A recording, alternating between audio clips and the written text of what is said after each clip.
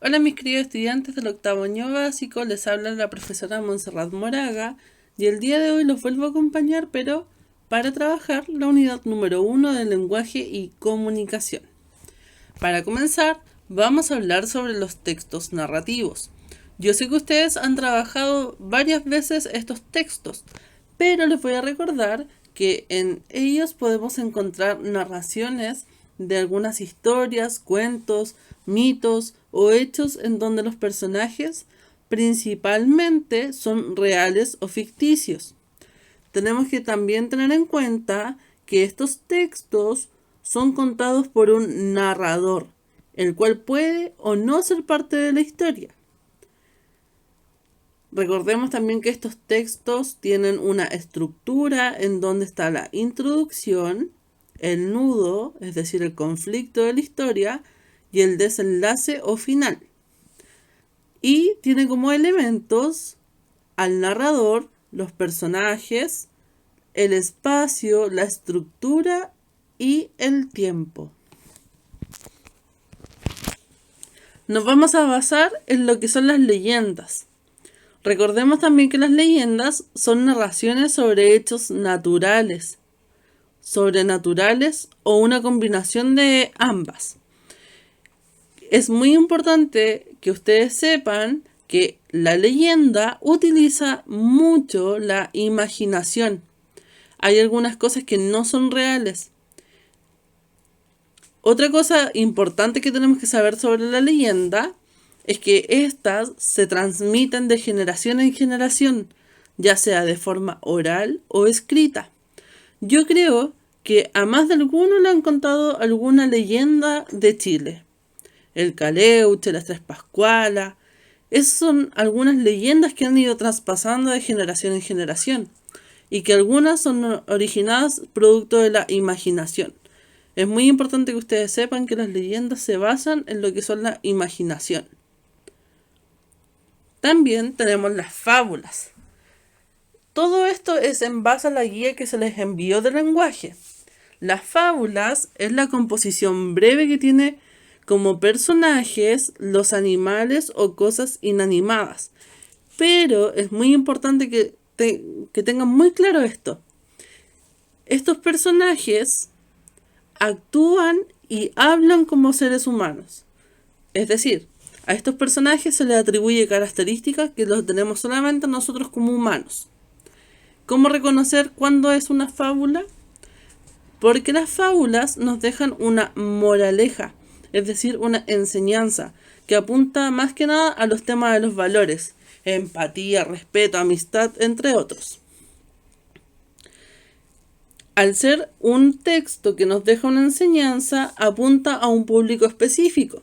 La mayoría de estos textos habla hacia los niños y hacia los jóvenes.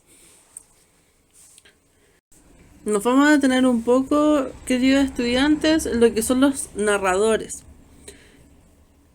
Vamos a trabajar primero los narradores en primera persona. ¿Qué quiere decir esto? El narrador protagonista y el personaje secundario. El narrador protagonista es una autobiografía real o ficticia. En esos textos se da mayoritariamente el uso del protagonismo en cuanto al narrador. También tenemos el narrador en primera persona como personaje secundario. ¿Qué quiere decir esto? Que es testigo de los hechos, sabe lo que pasa. Luego tenemos los narradores en segunda persona. Esto es más difícil que se dé en los textos narrativos, pero este narrador crea el efecto de estar contándose la historia a sí mismo, es decir, a un yo desdoblado. Y por último tenemos los narradores en tercera persona, en donde podemos encontrar dos tipos, el omnisciente y el observador.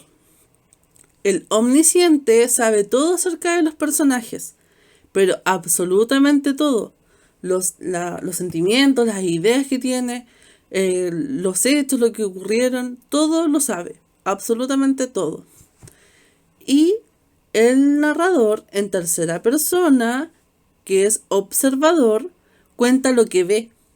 Podríamos decir que este narrador es como una cámara. porque solamente cuenta lo que él vio, lo que él captó.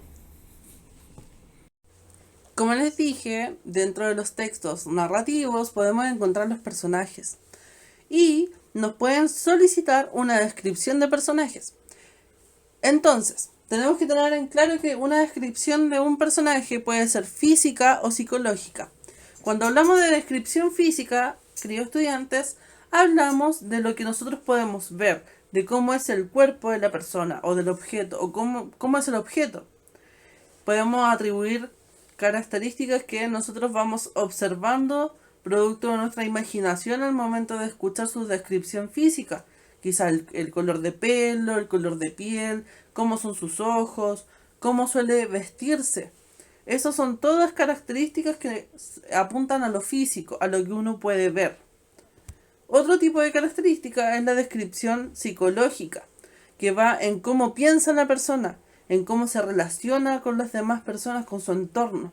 Esto tiene mucha relación a lo moral, a cómo actúa esa persona, si es moralmente correcto o moralmente incorrecto. También tenemos los textos expositivos. Los textos expositivos se basan en la realidad, es decir, ellos cumplen una función de informar. En estos textos predomina la descripción de objetos y hechos, pero cómo son estas descripciones, chiquillos, son súper concretas, son súper objetivos y precisos. Es decir, la persona que escribe la noticia o que da la noticia no emite su opinión respecto al tema, porque son súper objetivos al momento de hablar. Estos tipos de textos los podemos encontrar en artículos científicos, en los informes de investigación, también en biografías, infografías, en una variedad de documentos. Pero siempre tienen que recordar que los textos expositivos apuntan a la realidad, nos cuentan lo de la actualidad y siempre de una forma objetiva sin dar la opinión. Tenemos también otro tipo de texto que son las biografías, en donde ustedes saben que se basa en la realidad. La biografía habla de una persona, en donde también tiene su estructura al momento de escribir. Primero se parten dando el nombre de la persona que se va a hablar. Luego se da la fecha de nacimiento y el lugar en donde nació. Después vendrían los acontecimientos más importantes durante la niñez hasta la edad adulta. Y por último, se agrega las obras más importantes y el lugar y la fecha de muerte. Ese es el orden, hay que tener muy claro. Como dato extra, hay que decir que si la persona sigue en vida, no se incluye la fecha de muerte. El debate. ¿Qué es el debate? ¿Qué creen ustedes que es el debate? ¿Han participado de alguno?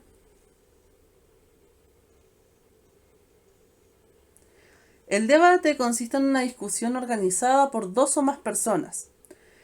En esta discusión se defienden y se disputan ideas encontradas acerca de un determinado tema, en donde se exponen distintos puntos de vista.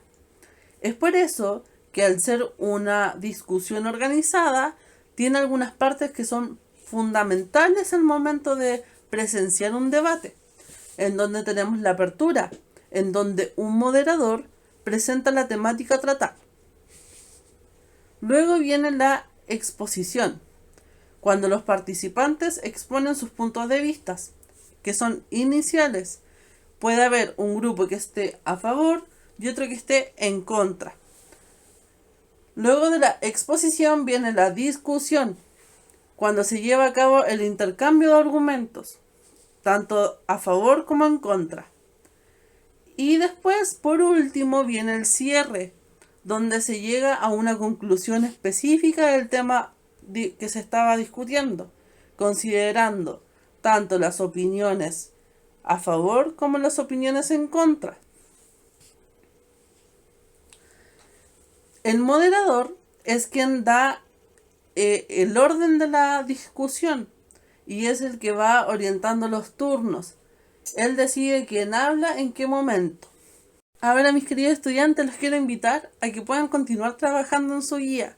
Recuerden quedarse en casa, lavarse las manos constantemente, porque todo el colegio los extraña. Queremos volver a encontrarnos muy pronto, pero para eso es fundamental que nos quedemos todos en casa. Yo me cuido para cuidarlo a ustedes. Nos vemos y los extraño mucho.